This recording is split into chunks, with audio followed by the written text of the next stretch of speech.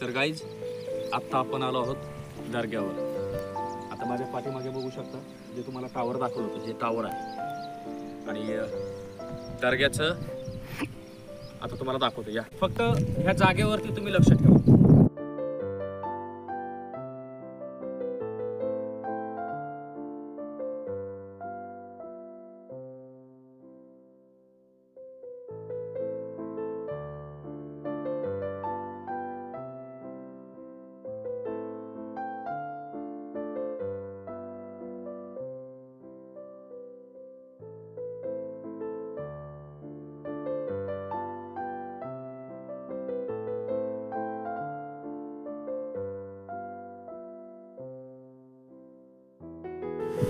तर गाईज ही आहे दर्गा, बघू शकता जी हजरत बावरमजान साहब म्हणून यांना म्हटलं जातं आणि हिंदू समाजामध्ये कानोबा असं म्हणलं जातं। हे हिंदू आणि मुस्लिम समाजाचं एक प्रतीक आहे।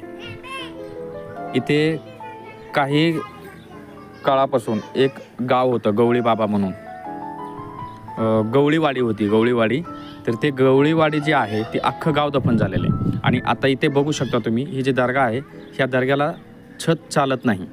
तर ह्यासाठी आपण चारी बाजूने त्याचे कटाडे बांधून घेणार आहोत आणि त्या दर्गेला एक चांगलं सुशोभीकरण करून दर्ग्याची मरम्मत करणार आहोत। आता दुसरा विषय म्हणजे असा आहे की सांगायचं म्हणजे ह्या झाडापाशी इथे बघू शकता, ह्या झाडापाशी समोर जे मी हात दाखवतो तिथे सिंधी म्हणून गाव आहे। तिथे सुद्धा एक खूप मोठं आई येडेश्वरीचं स्थान आहे जे या दर्ग्यापासून 3 किलोमीटर अंतरावरती आहे।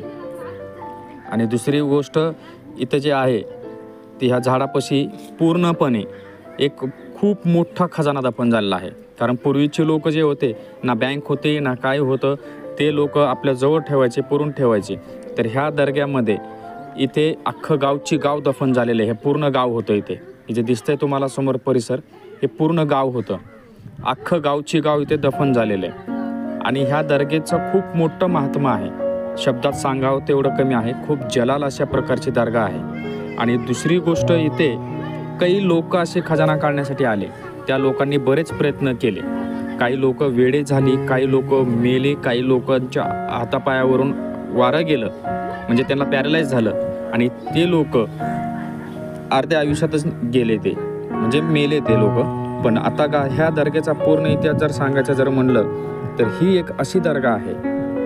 तर इथे आमुष्याला जुन्या काळात अशी लोक म्हणतात की आमुष्याला इथे ह्या दर्ग्याच्या खजान्याचा आवाज येतो आणि इथे बऱ्याच लोकांना जुन्या काळामध्ये आमुष्याला म्हणा किंवा इतर दिवशी म्हणा ते लोकांना दिसलेलं आहे सोनं।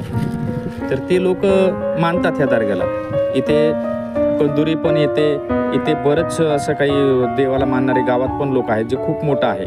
आणि सांगायचं जर म्हणलं तर ही जी दर्गा आहे, आता मला जास्त बोलता येत नाही आहे पण बोलण्याचा प्रयत्न करतोय, पण ही जी दर्गा आहे ही दर्गा एक अशी आहे की इथे खूप मोठा इतिहास आहे। जर सांगायला जर गेलं हा इतिहास तर आत्तापर्यंत म्हणजे पूर्ण 1 ते 1.5 तासाचा ब्लॉग बनेल, पण मी शॉर्टमध्ये एक बनवतो, यात तुम्हाला दाखवतो।